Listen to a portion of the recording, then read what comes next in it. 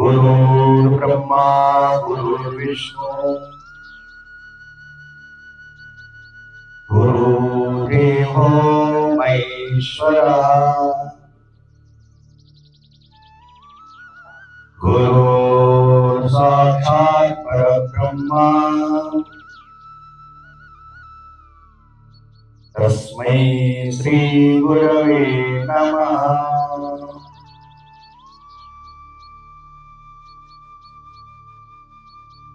ತಮ್ಮೆಲ್ಲರಿಗೂ ಅಂತಾರಾಷ್ಟ್ರೀಯ 10ನೇ ವರ್ಷದ ಯೋಗ ದಿನಾಚರಣೆ ಕಾರ್ಯಕ್ರಮಕ್ಕೆ ಈ ಒಂದು ಕಾರ್ಯಕ್ರಮವನ್ನು ಆಯೋಜಿಸಿದ್ರೆ ಬಹಳ ತುಂಬಾ ಸಂತೋಷ. ಯಾಕಂದ್ರೆ ನಮ್ಮ ಭಾರತ ದೇಶದಲ್ಲಿ ಬಹಳ ಮುಖ್ಯವಾದಂತಹ ಸಂಪತ್ತು ಯಾವುದಿದೆ ಅದು ಯೋಗ. ಆ ಅಮೂಲ್ಯವಾದಂತಹ ಸಂಪತ್ತವನ್ನೇ ನಾವು ಮರೆತೀವಿ. ಏನ್ ಮಾಡಿದ್ರೆ ಹೊರಗಿನ ಒಂದು ಜ್ಞಾನ ಪಾಶ್ಚಾತ್ಯ ಒಂದು ದೇಶದ ಅನುಕರಣೆಯಲ್ಲಿ ಇವತ್ತು ನಾವು ಅಡಾಪ್ಟ್ ಆಗಿ ನಮ್ಮ ಜೀವನದ ಶೈಲಿ, ನಮ್ಮ ಸಾಮಾಜಿಕ ಭದ್ರತೆಗಳು, ಧರ್ಮದ ಭದ್ರತೆಗಳು ನಡೀತಾ ಇದೆ. ಅದಕ್ಕಾಗಿ ಪ್ರಧಾನಮಂತ್ರಿ ಮೋದಿಯವರು 2014ರಲ್ಲಿ ಈ ಯೋಗವನ್ನ ಜಗತ್ತಿಗೆ ಪರಿಚಯಿಸಿದರು. ಇವತ್ತಿಗೆ 2024ಕ್ಕೆ 10 ವರ್ಷ ಆಯಿತು ಹೇಳ್ಬೋದು. ಯೋಗ ಅಂದ್ರೆ ಏನು? ಯೋಗ ಯಾವಾಗ ಪ್ರಾರಂಭ ಆಯಿತು? ಮೊದಲಿಗೆ ಯೋಗವನ್ನ ನಮಗ ಪರಿಚಯಿಸಿದವರು ಯಾರು? ಯೋಗವನ್ನು ಯಾಕೆ ಮಾಡಬೇಕು? ಅದರಿಂದ ಆಗುವಂತಹ ಲಾಭಗಳೇನು? ಅದರಿಂದ ವೈಯಕ್ತಿಕವಾಗುವಂತಹ ಲಾಭಗಳೇನು? ಅದರಿಂದ ಸಾಮಾಜಿಕ ಆಗುವಂತಹ ಲಾಭಗಳೇನು? ಇದೆಲ್ಲ ತಿಳಿಬೇಕಾಗ್ತದೆ. ಸ್ಥಿತಿ ಕುತ್ಕೊಳ್ಳಿ. ತಾವೆಲ್ಲರೂ ಈಗೇನ ಇಲ್ಲಿ ಕುಂತು ಎಷ್ಟು ಇಂಟ್ರೆಸ್ಟ್ ಕುಂತಿದ್ದಾರಲ್ಲ, ಇದೇ ಇಂಟ್ರೆಸ್ಟ್ 365 ದಿವಸಗಳಲ್ಲಿ ಕಾಣಬೇಕು. ಅಂದ್ರೆ ನೀವು ಒಂದು ಉತ್ತಂಗ ಸ್ಥಿತಿಗೆ ಹೋಗ್ತೀರಿ. ಯಾವ ರೀತಿ ಅಂತಂದ್ರೆ, ಈ ಒಂದು ಯೋಗವನ್ನ ಪ್ರಥಮವಾಗಿ ಈ ಭಾರತ ಖಂಡದಲ್ಲಿ ಎಲ್ಲಿ ಕಂಡಿದ್ದು ಅಂತಂದ್ರೆ ಶಿವನಿಂದ ಬಂದಂತದ್ದು. ಇದು ಆದಿಯೋಗಿ ಅಂತ ಕರೀತಾರೆ. ಶಿವನಿಂದ ತನ್ನಲ್ಲಿರುವಂತಹ ಜ್ಞಾನವನ್ನ ಇದಂತೂ ಗುಹ್ಯಕಂ ಪ್ರವೃಕ್ಷಾನ್ಯನಸೂಯವೇ ಜ್ಞಾನಂ ವಿಜ್ಞಾನ ಸಹಿತ ಯಜ್ಞತ್ವ ಮೋಕ್ಷೇಶುವತಃ. ಪರಮಾತ್ಮ ತನ್ನಲ್ಲಿರುವಂತಹ ಗುಹ್ಯವಂತ ಜ್ಞಾನದಲ್ಲಿ ವಿಶೇಷವಾಗಿ 2 ಜ್ಞಾನಗಳು, ಜ್ಞಾನ ಮತ್ತು ವಿಜ್ಞಾನ. ನಾವು ಲೌಕಿಕದಲ್ಲಿ ಒಂದು ಸಮಾಜದಲ್ಲಿ ನಮ್ಮ ಬದುಕಿನ ಜೀವನಕ್ಕೆ ಉಪಯೋಗಿಸುವುದು ಅದು ವಿಜ್ಞಾನ ಆಗ್ತದೆ. ಯಾವುದನ್ನು ನಾವು ತಿಳಿದು ಸುಖ ಶಾಂತಿ ಆನಂದದಿಂದ ಬದುಕಬೇಕಂತೀವಲ್ಲ, ಅದೇ ನಿಜವಾದಂತಹ ಜ್ಞಾನ. ಆ ಜ್ಞಾನ ಯಾರಲ್ಲಿ ಸಿಗುತ್ತೆ ಅಂತಂದ್ರೆ ಶಿವನಲ್ಲಿ. ಆ ಶಿವನಲ್ಲಿರುವಂತಹ ಜ್ಞಾನಿಗಳು ನಮ್ಮ ಭಾರತ ದೇಶದಲ್ಲಿ ಎಲ್ಲಾ ಋಷಿಮುನಿಗಳು ಅಜ್ಞಾನವನ್ನು ಪಡೆದುಕೊಂಡು ಇಲ್ಲಿವರೆಗೆ ಅದು ಗೌಪ್ಯವಾಗಿತ್ತು. ಅದೇ ರೀತಿಯಾಗಿ ಮುಂದೆ ಪತಂಜಲಿಯವರು ಜಗತ್ತಿಗೆ ಯೋಗದ ಜ್ಞಾನವನ್ನು ಪರಿಚಯಿಸಿದರು. ಅದೇ ರೀತಿ ಮುಂದೆ ಬೆಳ್ತಾ ಬೆಳ್ತಾ ಕೆಲವೊಂದಷ್ಟು ಮಂದಿಗೆ ಅದು ಯೋಗದ ಜ್ಞಾನ ಆಗಿತ್ತು. ಈ ಒಂದು ಕಾಲದಲ್ಲಿ ಯೋಗಿ ಈ ಜ್ಞಾನವನ್ನ ಮೋದಿಯವರು ಏನ್ ಮಾಡಿದ್ರೆ, ಇದು ನಮ್ಮ ದೇಶಕ್ಕೆ ಅಷ್ಟೇ ಆಗಬಾರದು, ಜಗತ್ತಿಗೆ ಈ ಯೋಗದವನ್ನ ಪರಿಚಯ ಮಾಡಿಕೊಡೋಣ ಅಂತ ಹೇಳಿ 2014ರಲ್ಲಿ ಯೋಗವನ್ನ ಜಗತ್ತಿಗೆ ಪರಿಚಯಿಸಿದರು. ಇವತ್ತಿನ ದಿವಸ ಸುಮಾರಾಗಿ 197 ರಾಷ್ಟ್ರಗಳಲ್ಲಿ ಯೋಗವನ್ನು ಆಚರಿಸ್ತಾ ಇದ್ದಾರೆ. ಇದೇ ನಮ್ಮ ಭಾರತದ ಒಂದು ಶಕ್ತಿ. ಆ ಶಕ್ತಿ ಹೆಂಗ ಬರೀತೈತೆ ಅಂತಂದ್ರೆ, ನಿಮ್ಮಲ್ಲಿರುವಂತಹ ಒಂದು ಭವ್ಯವಾದಂತಹ ಶಕ್ತಿ ಇದೆ. ಪ್ರತಿಯೊಬ್ಬ ನಮ್ಮ ಭಾರತದಲ್ಲೇ ಅದೇ ಭರತ ಕಂಡ ನರದೆಯ ಹೇ ಪರಮ ಭಾಗ್ಯಾಜ ಸಂಪತ್ತಿ. ಈ ಭಾರತ ದೇಶದಲ್ಲಿ ಜನ್ಮವನ್ನ ತಾಳಿದೀವಲ್ಲ, ನಮ್ಮದೇ ಭಾಗ್ಯವಂತರು. ಯೋಗದಲ್ಲಿರುವಂಥ ಜ್ಞಾನ, ಯೋಗದಲ್ಲಿರುವಂಥ ಆನಂದ, ಯೋಗದಲ್ಲಿರುವಂಥ ಒಂದು ಶಕ್ತಿ, ಅದು ಒಂದು 10 ನಿಮಿಷ ಅರ್ಧ ತಾಸಿನಲ್ಲಿ ಹೇಳಿಕ್ಕೆ ಬರಲಿದ್ದಾರೆ. ಅದಕ್ಕಾಗಿ ಸಾಮಾನ್ಯವಾಗಿ ಈ ಚಕ್ರಗಳನ್ನು ನಾವು ತಿಳ್ಕೋಬೇಕಾದ್ರೆ, ನೀವು ಯಾವಾಗ ಒಂದು ಟೈಮ್ ಇದ್ದಾಗೆ ಒಂದೊಂದು ಚಕ್ರಗಳು ಏನು ಮಾಡ್ತಾವ, ಯಾವ ಚಕ್ರ ಮಾಡೋದ್ರಿಂದ ಯಾವ ತೊಂದರೆಗಳು ಹೋಗ್ತಾವ ನಮಗೆ ಅದನ್ನೆಲ್ಲ ತಿಳ್ಕೊಬೇಕಾಗ್ತದೆ. ಇವು ಬೇಸಿಕ್ ನಾವು ತಿಳ್ಕೊಬೇಕಾಗ್ತದೆ. ಇರಲಿ, ಇವಾಗ ನಾವು ಯೋಗದ ಕಾರ್ಯಕ್ರಮ ಪ್ರಾರಂಭಿಸೋಣ.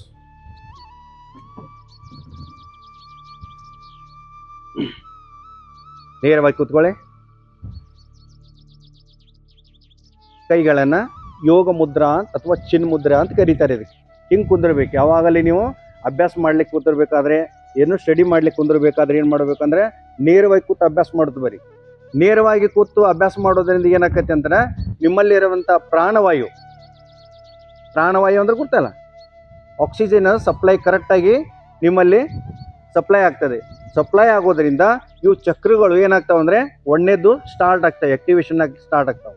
ಮುಖ್ಯವಾಗಿ ಗಾಳಿದಿಂದ ನಾವು ಏನು ಮಾಡಬೇಕಂದ್ರೆ, ಪ್ರಾಣವಾಯುದಿಂದ ಅವು ಆಕ್ಟಿವೇಶನ್ ಆಗ್ತಾವೆ. ಅದಕ್ಕಾಗಿ ಯಾವಾಗಲಿ ಫಸ್ಟ್ ನೀವು ಕುಂದ್ಸೋದೇನಪ್ಪ ಅಂತಂದ್ರೆ, ನೇರವಾಗಿ ಕುಂದ್ರದು ಕಲಿಬೇಕು.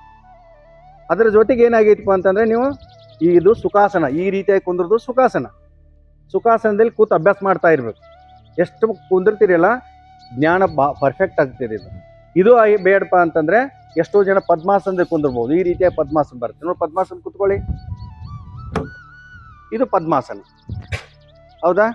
ಈ ರೀತಿಯಾಗಿ ಕುಂದ್ರಕ್ಕೆ ಪ್ರಯತ್ನ ಮಾಡಿ. ಇಲ್ಲ, ಇನ್ನೂ ಒಂದಿದೆ, ಯಾವುದಂತ ಕೇಳಿದ್ರೆ ವಜ್ರಾಸನ ಅಂತ ಕರೀತಾರೆ.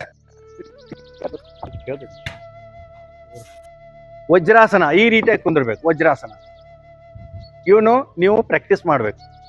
ಇವನೇನು ಮಾಡ್ರಿ, ನೆಕ್ಸ್ಟ್ ಟೈಮ್ ಯೋಗ ಪ್ರಾರಂಭ ಆಗೋದು ಇವನು ಪರ್ಫೆಕ್ಟ್ ಆಗಿ ಹಿಂಗೆ ಕೂತ್ರಿಲ್ಲ, ಕರೆಕ್ಟಾಗಿ ನೀವು ಅಭ್ಯಾಸ ಮಾಡ್ಲಿಕ್ಕೆ ಕುಂದಿರ್ಬೇಕಾರ ಈ ರೀತಿ ಕೂತು ಅಭ್ಯಾಸ ಮಾಡ್ರಿ. ಪರ್ಫೆಕ್ಟ್ ಆಗ್ತದೆ, ನಿಮ್ಗೆ ಅಭ್ಯಾಸ ನಾಲೆಜ್ ಆಗ್ತದೆ. ಯಾಕಂದರೆ ಮೆದುಳಿಗೆ ಶಕ್ತಿಯನ್ನು ಭಾಳ ಪಡ್ತದೆ. ಈ ಮೂಲಾಧಾರ ಚಕ್ರದಲ್ಲಿ ಇರುವಂಥದ್ದೊಂದು ಫ್ರೆಶ್ ಆಗೋದ್ರಿಂದ ನಿಮ್ಮಲ್ಲಿರುವಂತಹ ಸಹಸ್ರ ಚಕ್ರ, ಅಜ್ಞಾಧಾರ ಚಕ್ರದಲ್ಲಿ ನಿಮ್ದು ಶಕ್ತಿ ಸಿಗ್ತದೆ.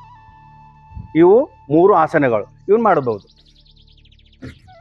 ಸಾಮಾನ್ಯವಾಗಿ ಇನ್ನು ಡೈಲಿ ಮಾಡುವಂಥ ಎಕ್ಸರ್ಸೈಸ್ಗಳು ಹೇಳ್ತೀನಿ. ಯಾವ ರೀತಿ ಮಾಡ್ಬೇಕಂತಂದರೆ, ಒಂದು 10 ನಿಮಿಷ ಮಾಡುತ್ತೆ ಬರೀ. ಯಾವ ರೀತಿ ಅಂತಂದರೆ, ಈ ರೀತಿಯಾಗಿ ಕುಂದಿರಬೇಕು, ಕುತ್ತಿಗೆ ಎಕ್ಸರ್ಸೈಸ್ ಮಾಡಬೇಕು. ಈ ರೀತಿಯಾಗಿ ನೋಡಿ, ಫಸ್ಟ್ ನೋಡಿ, ಈ ರೀತಿಯಾಗಿ ಒಂದು 10 ಸರಿ ಮಾಡಿ. ಎಡಗಡೆಯಿಂದ ಬಲಗಡೆಯಿಂದ ಎಡಕ್ಕೆ ಒಂದು 10 ಸರಿ ಮಾಡಿ.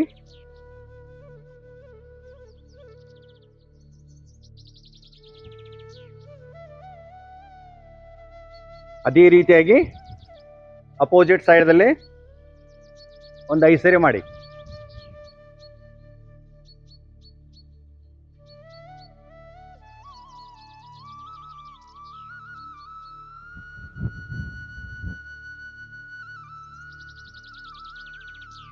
ಅದೇ ರೀತಿಯಾಗಿ ಕುತ್ತಿಗೆಯನ್ನು ಮುಂದೆ ಮತ್ತು ಹಿಂದೆ ಮಾಡ್ಲಿಕ್ಕೆ ಪ್ರಯತ್ನ ಮಾಡಿ. ಈ ರೀತಿಯಾಗಿ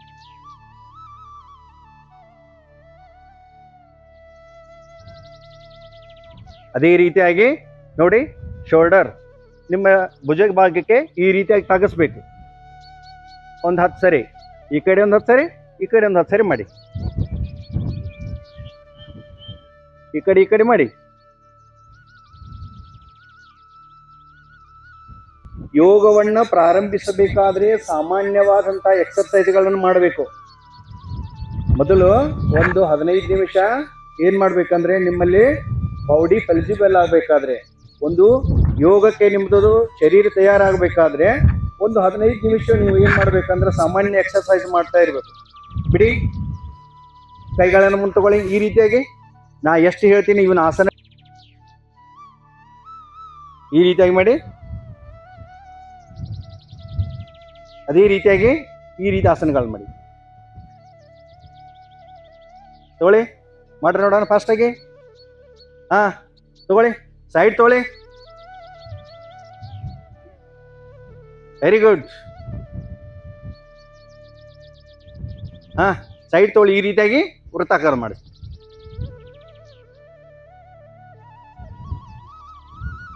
ಅಪೋಸಿಟ್ ಮಾಡಿ.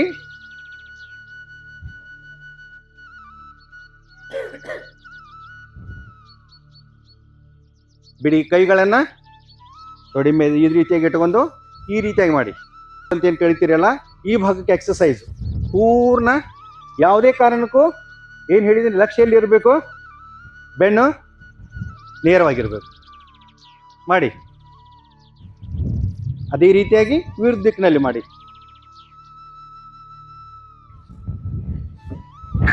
ಬಿಡಿ, ಕಾಲುಗಳು ನೇರವಾಗಿ ಮಾಡಿ.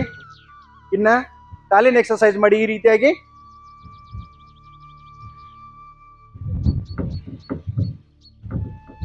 ಅದೇ ರೀತಿಯಾಗಿ ವಿರುದ್ಧ ದಿಕ್ಕಿನಲ್ಲಿ ಮಾಡಿ. ಇವೆಲ್ಲ ಏನು ಮಾಡಬೇಕಂದ್ರೆ ಸುಮಾರಿಗೆ ಕೈ ಎಕ್ಸಸೈಸ್ ಒಂದು 15 ಮಿನಿಟ್ ಮಾಡಬೇಕು, ಕಾಲಿನ ಎಕ್ಸಸೈಸ್ ಒಂದು 10-15 ಮಿನಿಟ್ ಮಾಡಬೇಕು.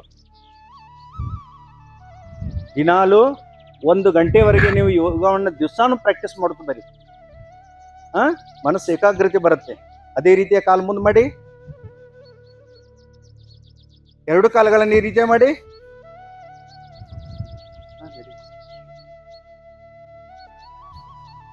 ಬಿಡಿ, ಇನ್ನು ಈ ಕಾಲು ತಗೊಳ್ರಿ. ಈಗ ಹಿಡ್ರಿ ನೋಡೋಣ. ಈಗ ಮಾಡಿ ಮಾಡಿ.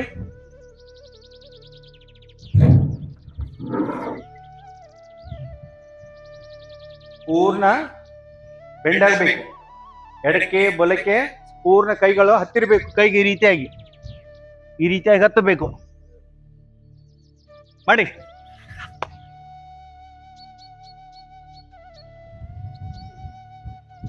ಬಿಡಿ. ನೀವು ಸಾಮಾನ್ಯಕ್ಕೆ ಬನ್ನಿ. ಹಂಗಾರೆ ನೋಡೋಣ. ಬ್ಯಾಲೆನ್ಸ್ ಮಾಡ್ರಿ. ಅಲ್ಲಿ ಇಟ್ಕೋರಿ. ಈ ರೀತಿ ನೋಡೋಣ. ಕೈಗಳನ್ನು ಈ ರೀತಿ ಮೇಲೆ ಮಾಡಿ. ನೇರವಾಗಿ ದೃಷ್ಟಿ ಇರಲಿ.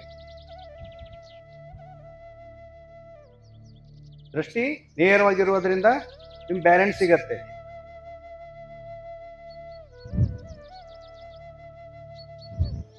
ಬಿಡಿ. ಅದೇ ರೀತಿಯಾಗಿ ಎಡಗಾಲ್ ತಗೊಳ್ಳಿ. ಈ ಕಡೆಗೆ ಇಟ್ಕೊಳ್ಳಿ. ನಿಧಾನವಾಗಿ ಮೊದಲು ಇಟ್ಕೊಳ್ಳೋ ಪ್ರಯತ್ನ ಮಾಡಿ. ಆಮೇಲೆ ಏನ್ ಮಾಡ್ರಿ ಅಂತಂದ್ರೆ ಬ್ಯಾಲೆನ್ಸ್ ಮಾಡಿ.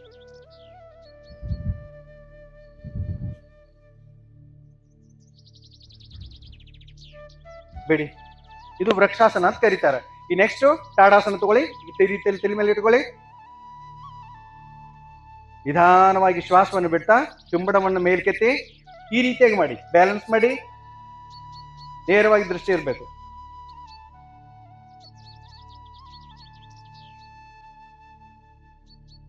ನಿಧಾನವಾಗಿ ಕೈಗಳನ್ನ ಮತ್ತೆ ತಲೆ ಮೇಲೆ ಇಟ್ಕೊಳ್ಳಿ.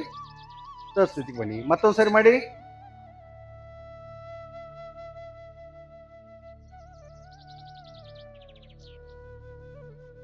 ಬಿಡಿ. ಕೈಗಳನ್ನು ಕೆಳಬಿಡಿ. ಇನ್ನ ಸಹಜ ಆಯ್ತಲ್ಲ. ಈಗ ಸೂರ್ಯ ನಮಸ್ಕಾರ ಹೇಳ್ತೀನಿ. ದಿನಾಲು ಸೂರ್ಯ ನಮಸ್ಕಾರ ಯಾವ ರೀತಿ ಮಾಡ್ಬೇಕು ಅನ್ನೋದ ಮಾಡ್ರಿ. ಒಂದನೇದ್ದು ನಮಸ್ಕಾರ ಆಸನ. ಈ ರೀತಿಯಾಗಿ ನಮಸ್ಕಾರ ಸ್ಥಿತಿಯಲ್ಲಿ ನಿಂದಿರಬೇಕು. ಕಾಲುಗಳು ಒಂದಕ್ಕೊಂದೇ ಜೊತೆಗೆ ಇರಬೇಕು, ನೇರವಾಗಿರಬೇಕು. ಕೈಗಳನ್ನು ನಮಸ್ಥಿತಿಯಲ್ಲಿ ಕಂಡು ಆನಂದ ಚಿತ್ತರಾಗಿ, ಯಾವುದೇ ಡಿಪ್ರೆಷನ್ ಮಾಡಬಾರ್ದು. ಆನಂದ ಚಿತ್ತರಾಗಿ ಇಷ್ಟ ದೇವರನ್ನು ನೆನೆಸ್ತಾ ಆನಂದಮಯವಾಗಿ ಈ ರೀತಿ ಕೈ ಮುಗ್ತಾ ಇರಬೇಕು. ನಿಧಾನವಾಗಿ. ಎರಡನೇದ್ದು ಊರ್ಧ್ವಾಸನ. ಕೈಗಳನ್ನು ನಿಧಾನವಾಗಿ ಹಿಂತುಕೊಳ್ಳಿ. ಎಷ್ಟು ಸಾಧ್ಯ ಅದಲ್ಲ ಬೆಂಡ್ ಆಗಿ. ನಿಧಾನವಾಗಿ ಹಸ್ತಪಾದಾಸನ. ನಿಧಾನವಾಗಿ ಮೊದಲೇ ನೋಡಿ, ಒಂದಿಷ್ಟು ಬರ್ತದೆ ಅಂದ್ರೆ ಹಂಗೆ ಮಾಡಿ, ಬರ್ಲಿಲ್ಲ ನಾನು ಮಾಡಿ ತೋರಿಸ್ತೀನಿ, ಆಮೇಲೆ ಮಾಡಿ. ನೋಡಿ ನಮಸ್ಕಾರಾಸನ, ನೋಡಿ ನಮಸ್ಕಾರಾಸನ. ಈ ರೀತಿಯಾಗಿ ಫಸ್ಟ್ ನೋಡಿ ಆವರ್ತಿಯನ್ನ ಆಮೇಲೆ ಮಾಡಕ್ಕೆ. ನಮಸ್ಕಾರಾಸನ ಈ ರೀತಿ ನಮಸ್ಕಾರಾಸನ ಒಂದಲ್ಲಿ ಮಾಡಬೇಕು. ಎರಡನೇದು ಊರ್ಧ್ವಾಸನ ಮಾಡಬೇಕು. ಈ ರೀತಿ ಎಷ್ಟು ಬೆಂಡ್ ಆಗ್ತದೆ ಸಾಧ್ಯ ಬೆಂಡ್ ಆಗ್ಬೇಕು. ಹಸ್ತಪಾದಾಸನ ಅಂದ್ರೆ ನಿಧಾನವಾಗಿ ಎರಡು ಹಸ್ತಗಳನ್ನ ಪಾದಕ್ಕೆ ಜೋಡಿಸಬೇಕು. ಎಷ್ಟು ಸಾಧ್ಯ ಇದಲ್ಲ ನಿಮ್ಮ ದೃಷ್ಟಿಯನ್ನು ಹೊಟ್ಟೆ ಭಾಗಕ್ಕೆ ನೋಡ್ಲಿಕ್ಕೆ ಪ್ರಯತ್ನ ಮಾಡಬೇಕು. ಇನ್ನು ಏಕಪಾದಾಸನ ಅಂದ್ರೆ ಈ ರೀತಿಯಾಗಿ ಹಿಂದೆ ಹೋಗ್ಬೇಕು. ದ್ವಿಪಾದಾಸನ ಎರಡು ಪಾದಗಳು ಹಿಂದೆ ಹೋಗ್ಬೇಕು. ಪರ್ವತಾಸನ, ಸಾಷ್ಟಾಂಗ, ಭುಜಂಗಾಸನ, ಭೂಧರಾಸನ, ಏಕಪಾದಾಸನ, ಹಸ್ತಪಾದಾಸನ, ಊರ್ಧ್ವಾಸನ, ನಮಸ್ಕಾರಾಸನ. 12 ಒಂದು ಆಸನಗಳು ಬರುತ್ತೆ. ಊರ್ಧ್ವಾಸನ ಹಿಂದೆ ಹೇಳಿ, ಹಸ್ತಪಾದಾಸನ, ಏಕಪಾದಾಸನ ಎಡಗಟ್ಟುಳಿ, ದ್ವಿಪಾದಾಸನ, ಪರ್ವತಾಸನ, ಸಾಷ್ಟಾಂಗ, ಭುಜಂಗಾಸನ, ಭೂಧರಾಸನ, ಏಕಪಾದಾಸನ, ಹಸ್ತಪಾದಾಸನ, ಊರ್ಧ್ವಾಸನ, ನಮಸ್ಕಾರಾಸನ. ಊರ್ಧ್ವಾಸನ, ಹಸ್ತಪಾದಾಸನ, ಏಕಪಾದಾಸನ ಬಲಗಾಲ ಹಿಂತುಕೊಳ್ಳಿ, ದ್ವಿಪಾದಾಸನ, ಪರ್ವತಾಸನ ಹಿಂಬಡ ಹತ್ತಿರಬೇಕು ಎಂದು, ಸಾಷ್ಟಾಂಗ, ಭುಜಂಗಾಸನ, ಭೂಧರಾಸನ, ಏಕಪಾದಾಸನ ಯಾವ ಕಾಲ ಹಿಂದೆ ಹೋದಿರುತ್ತೆ ಅದೇ ಕಾಲ ಮುಂದೆ ತಗೋಬೇಕು. ಹಸ್ತಪಾದಾಸನ, ಊರ್ಧ್ವಾಸನ, ನಮಸ್ಕಾರಾಸನ. ನಮಸ್ಕಾರಾಸನ ಓಂ ಸೂರ್ಯಾಯ ನಮಃ. ಊರ್ಧ್ವಾಸನ, ಹಸ್ತಪಾದಾಸನ, ಏಕಪಾದಾಸನ, ದ್ವಿಪಾದಾಸನ, ಪರ್ವತಾಸನ, ಸಾಷ್ಟಾಂಗ, ಭುಜಂಗಾಸನ, ಭೂಧರಾಸನ, ಏಕಪಾದಾಸನ, ಹಸ್ತಪಾದಾಸನ, ಊರ್ಧ್ವಾಸನ, ನಮಸ್ಕಾರಾಸನ. ಅದೇ ರೀತಿ ಕೈ ಬಿಡಿ, ಕಾಲು ಈಚೆ ಕಡೆ ಕಾಲು ತಗೊಳ್ಳಿ, ಬಲಗಾಲ ಬಲಗೈಯನ್ನು ಮೇಲೆ ತಗೊಳ್ಳಿ, ಹಿಂದೆ ಲಾಕ್ ಮಾಡಿ, ದೃಷ್ಟಿ ನೇರವಾಗಿರಲಿ. ದಿನಾಲು ಪ್ರಾಕ್ಟೀಸ್ ಮಾಡಬೇಕು. ಕೈ ಬಿಡಿ, ಅದೇ ರೀತಿಯಾಗಿ ಮತ್ತೊಂದು ಸರಿ ಈ ಕಡೆ ತಗೊಳ್ಳಿ, ನಿಧಾನವಾಗಿ ಲಾಕ್ ಮಾಡಿ.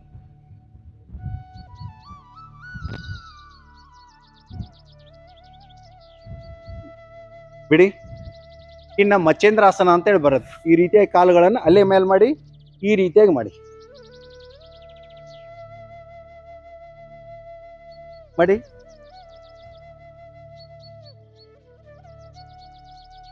ಬಿಡಿ, ಈ ಕಡೆ ತೊಡ್ಕಾಳು ಮಾಡಿ. ಬಿಡಿ. ಇನ್ನ ವಜ್ರಾಸನ ಮಾಡಿ. ಇದಕ್ಕೆ ವಜ್ರಾಸನ ಅಂತ ಕರೀತಾರೆ, ಹೌದಾ? ವಜ್ರಾಸನ ಅಂತ ನೀವೇನ್ ಮಾಡ್ಬೇಕಂದ್ರೆ ಶಶಾಂಕಾಸನ ಅಂತ ಬರುತ್ತೆ. ನಿಧಾನವಾಗಿ ಶ್ವಾಸವನ್ನು ಬಿಡ್ತಾ ಈ ರೀತಿಯಾಗಿ ಭೂಮಿಗೆ ಎಣ್ಣೆಯನ್ನು ಹಚ್ಚಿ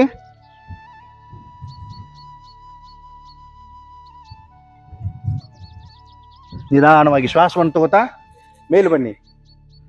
ನಿಮ್ದು ಪೂರ್ಣ ಹಿಂದಿನ ಭಾಗ ಏನದಲ್ಲ ಸೀಟ್ ಏಳಿಸ್ಬಾರ್ದು, ಪೂರ್ಣ ಹಣಿ ಎತ್ತಿರಬೇಕು. ನೋಡಿ, ಈ ರೀತಿಯಾಗಿ ಟಚ್ ಮಾಡಿ ನೋಡಿ.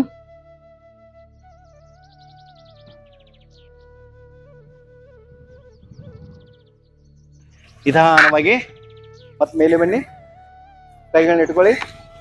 ನೆಕ್ಸ್ಟ್ ಮಂಡುಕಾಸನ. ಕೈಗಳನ್ನ ಇಷ್ಟು ಮುಟ್ಟಿ ಮಾಡಿ ಶ್ವಾಸವನ್ನು ಬಿಡ್ತಾ ಹೊಟ್ಟೆ ಭಾಗಕ್ಕೆ ಇಲ್ಲಿ ಇಟ್ಕೋಬೇಕು. ಈ ರೀತಿ ಇಟ್ಕೊಂಡು ಶ್ವಾಸವನ್ನು ಬಿಡ್ತಾ ಹಣಿಯನ್ನು ಹಚ್ಚಿ ಭೂಮಿ.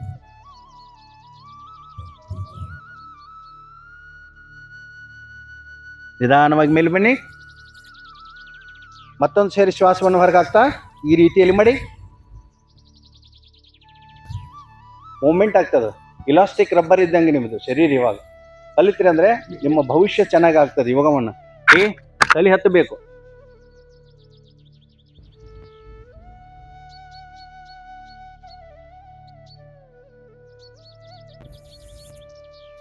ಬಿಡಿ. ಆಸನಗಳದು ಯಾವಾಗ ಮಾಡಿದ್ವಿ? ಇವಾಗ ನಮ್ಮಲ್ಲಿ ಇರುವಂಥದ್ದು ಮೂಲಾಧಾರ ಚಕ್ರ ಹೇಳಿದೆಲ್ಲಾಗಲೇ. ಮೂಲಾಧಾರ ಚಕ್ರ, ಸ್ವಾಧಿಷ್ಠಾನ, ಮಣಿಪುರ ಅನ್ನುವಂಥ 3 ಚಕ್ರಗಳಿಗೆ ನಿಮ್ಗೆ ಏನಾಯ್ತು ಅಂದ್ರೆ ಇವಾಗ ಎಕ್ಸರ್ಸೈಸ್ ಆಯಿತು. ಇನ್ನು ಬರೋದು ಅನಾಹತ ಚಕ್ರ, ಹಾರ್ಟ್, ವಿಶುದ್ಧ ಚಕ್ರ ಏನು ಪ್ರೋಟೀನ್ ಕರಿತಿಲ್ಲ ಗಂಟಲ ಭಾಗಕ್ಕೆ, ಮತ್ತು ಆಜ್ಞಾಧಾರ ಚಕ್ರ, ಬ್ರೈನ್. ಇವೆಲ್ಲ ಆಕ್ಟಿವೇಶನ್ ಆಗಬೇಕಾದ್ರೆ ಏನು ಮಾಡಬೇಕಂದ್ರೆ ಪ್ರಾಣಾಯಾಮ ಮಾಡಬೇಕು. 3 ಚಕ್ರಗಳು ಆಸನದಿಂದ ಆಕ್ಟಿವೇಶನ್ ಆದರೆ ಇವು ಮೆಗಿನ ಮೂರುವಂಥ 3 ಚಕ್ರಗಳು ಪ್ರಾಣಾಯಾಮದಿಂದ ಆಗ್ತಾವೆ. ಪ್ರಾಣಾಯಾಮದಲ್ಲಿ ಅನುಲೋಮ ವಿಲೋಮ ಪ್ರಾಣಾಯಾಮ ಬರುತ್ತೆ, ಭಸ್ತ್ರಿಕ ಪ್ರಾಣಾಯಾಮ ಬರುತ್ತೆ. ಇವು ಕೆಲವೊಂದಷ್ಟು ಪ್ರಾಣಾಯಾಮಗಳಿದಾವೆ, ಅವನು ಮಾಡಬೇಕು. ಮುಖ್ಯವಾಗಿ ನಮ್ಮಲ್ಲಿ ಮೂಗು ಭಾಗ ಕರಿತಲ್ಲ, ಇದು ಎಡಭಾಗ ಮತ್ತು ಬಲಭಾಗಕ್ಕೆ ನಮ್ಮ ಒಂದು ಯೋಗದಲ್ಲಿ ಏನಂತಾರಂದ್ರೆ ಚಂದ್ರನಾಡಿ ಮತ್ತು ಸೂರ್ಯನಾಡಿ ಅಂತ ಕರೀತಾರೆ.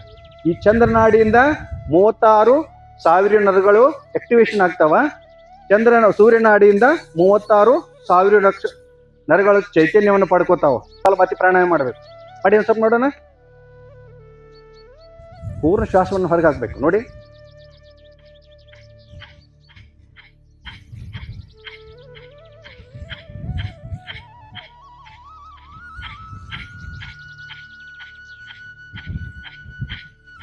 ಇದು ಕಪಾಲಭಾತಿ. ಏನು ಭಸ್ತ್ರಿಕ ಪ್ರಾಣಾಯಾಮಗಳು ಹೆಂಗೆ ಮಾಡ್ಬೇಕಂತಂದ್ರೆ ನಿಧಾನವಾಗಿ ಕೈಗಳನ್ನು ಮೇಲೆ ತಗೊಳ್ಳಿ. ಕೈ ಏನು ಮಾಡ್ಬೇಕಂದ್ರೆ ಶ್ವಾಸವನ್ನು ಹೊರಗೆ ಹಾಕ್ತಾ ಕೆಳಗೆ ಬರಬೇಕು. ಈ ರೀತಿ ನೋಡಿ, ನಾನು ಮಾಡಿ ತೋರಿಸ್ತೀನಿ.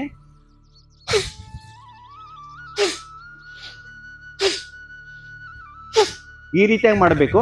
ಹೆಂಗಂದ್ರೆ ನಿಧಾನವಾಗಿ ಒಂದು 10 ಸರಿ ಮಾಡಿ, ಮಧ್ಯಮದಲ್ಲಿ ಒಂದು 10 ಸರಿ ಮಾಡಿ, ಫಾಸ್ಟಾಗಿ 10 ಸರಿ ಮಾಡಿ. ಸ್ಟಾರ್ಟ್.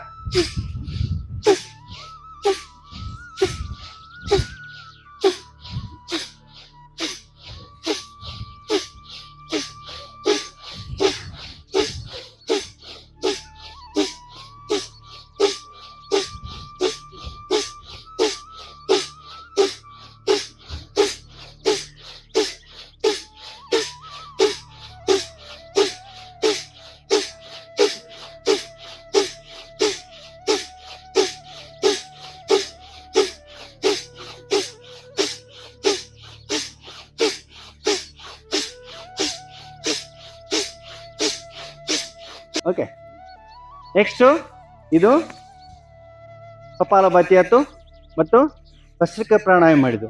ಇನ್ನು ನಾಡಿ ಶೋಧಗಳು ಹೆಂಗಂದ್ರೆ ಇಲ್ಲಿ ಮುಚ್ಚಬೇಕು. ಇದು ಶಂಖ ಮುದ್ರೆ ಅಂತ ಕರೀತಾರೆ. ಇದಕ್ಕೆ ಈ ರೀತಿಯಾಗಿ ಮಾಡಿ, ಈ ರೀತಿಯಾಗಿ ಶಂಖ ಹಿಡಿತಾರಲ್ಲ, ಈ ರೀತಿಯಾಗಿ ಮಾಡಿ ಇಲ್ಲಿ ಮುಚ್ಚಿ ನಿಧಾನವಾಗಿ ಎಡಮುಖದಿಂದ ಶ್ವಾಸವನ್ನು ಪೂರ್ಣ ಹೊರಗಾಕಿ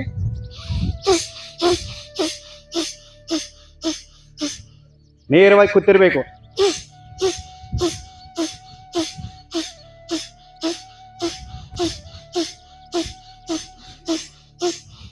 ಬಿಡಿ. ಇನ್ನು ಈ ಬೆರಳಿನಿಂದ ಮುಚ್ಚಿ ಈ ಮುಖದಿಂದ ಮಾಡಿ ಬಲಮುಖವನ್ನು ಮುಚ್ಚಬೇಕು. ನಿಧಾನವಾಗಿ ಶ್ವಾಸವನ್ನು ತಗೋಬೇಕು. ಮೊದಲು ನೋಡಿ, ಮಾಡಬೇಡಿ. ನೋಡಿ ಎಷ್ಟು ಸಾಧ್ಯದಲ್ಲ ಶ್ವಾಸವನ್ನು ತಗೋಬೇಕು. ಅವಾಗ ಏನು ಮಾಡಬೇಕು? ಈ ಮುಖದಿಂದ ಮುಚ್ಚಬೇಕು, ಶ್ವಾಸವನ್ನು ಹಿಡ್ಕೋಬೇಕು. ಈ ಶ್ವಾಸವನ್ನು ತಗೋದಕ್ಕೆ ಪೂರಕ ಅಂತ ಕರೀತಾರೆ. ಪೂರಕ ಶ್ವಾಸವನ್ನು ಹಿಡ್ಕೋಬೇಕು, ಕುಂಭಕ. ಮತ್ತು ಶ್ವಾಸವನ್ನು ನಿಧಾನವಾಗಿ ಹೊರಗೆ ಹಾಕಬೇಕು. ಎಷ್ಟು ಟೈಮ್ ತೊಗೊಂಡಿರ್ತೀರಲ್ಲ ಅಷ್ಟೇ ಟೈಮ್ ಹಿಡ್ಕೋಬೇಕು, ಅಷ್ಟೇ ಟೈಮು ಹೊರಗೆ ಹಾಕಬೇಕು. ಆಮೇಲೆ ಈ ರೀತಿಯಾಗಿ ಮತ್ತೆ ಯಾವ ಶ್ವಾಸವನ್ನು ಬಿಟ್ಟಿರ್ತೀರ ಅದೇ ಮೂಗಿನಿಂದ ಶ್ವಾಸವನ್ನು ತಗೋಬೇಕು, ಶ್ವಾಸವನ್ನು ಹಿಡ್ಕೋಬೇಕು, ಮತ್ತೆ ಹೊರಗೆ ಹಾಕಬೇಕು. ನೋಡಿ, ಪ್ರಾರಂಭಿಸಿ. ನೋಡಿ, ಎಡಮುಖದಿಂದ ಶ್ವಾಸವನ್ನು ಬಲಮುಖ ಮುಚ್ಚಿ ನಿಧಾನವಾಗಿ ಶ್ವಾಸ ತಗೊಳ್ಳಿ, ಶ್ವಾಸವನ್ನು ಹಿಡ್ಕೊಳ್ಳಿ. ನಿಧಾನವಾಗಿ ಎಡಮುಖವನ್ನು ಮುಚ್ಚಿ ಬಲಮುಖದಿಂದ ಶ್ವಾಸವನ್ನು ಹೊರಗೆ ಹಾಕಿ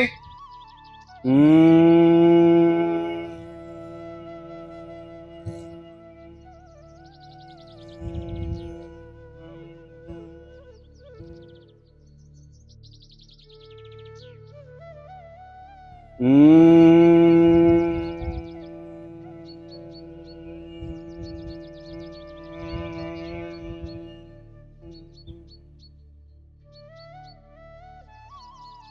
ಸರಿ ಮಾಡಿ ಮುಕ್ತಾಯ ಮಾಡಿ. ನಿಧಾನವಾಗಿ ಒಂದು ಕೈ ಮೇಲೆ ಒಂದು ಕೈ ಈ ರೀತಿ ಇಟ್ಕೊಳ್ಳಿ. 5 ಸರಿ ಓಂಕಾರ ಪ್ರಾಣಾಯಾಮ ಮಾಡೋಣ. ದೀರ್ಘ ಶ್ವಾಸವನ್ನು ತಗೋಬೇಕು. ಮೊದಲು ನೋಡಿ ಮಾಡಿ ತೋರಿಸ್ತೀನಿ. ಓ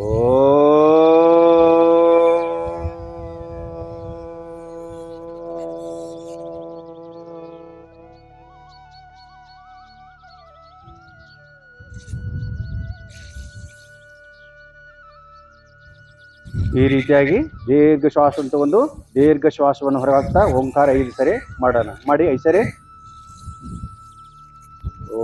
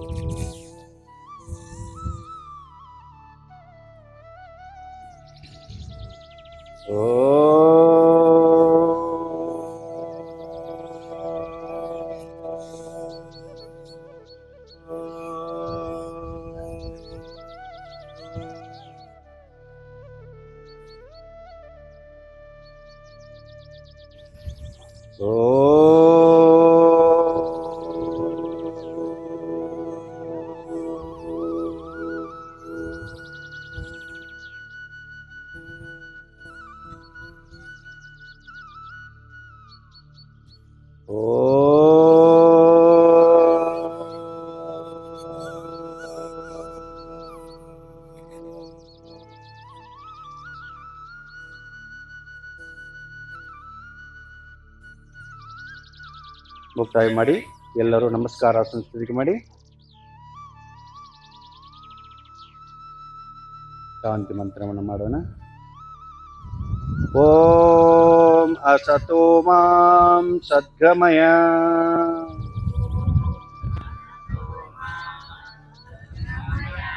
ತಮಸೋ ಮಾಂ ಜ್ಯೋತಿರ್ಗಮಯ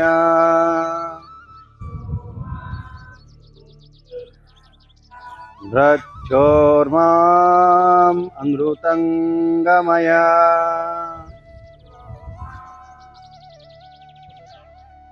ಓಂ ಶಾಂತಿ ಶಾಂತಿ ಶಾಂತಿ.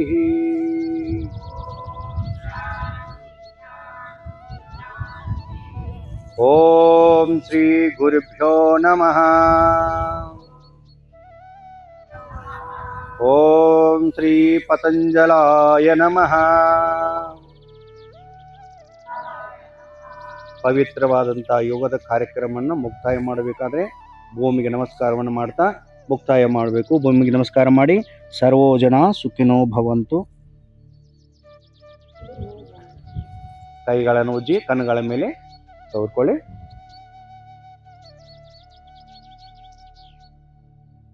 ಹರಿ ಓಂ ತತ್ಸತ್.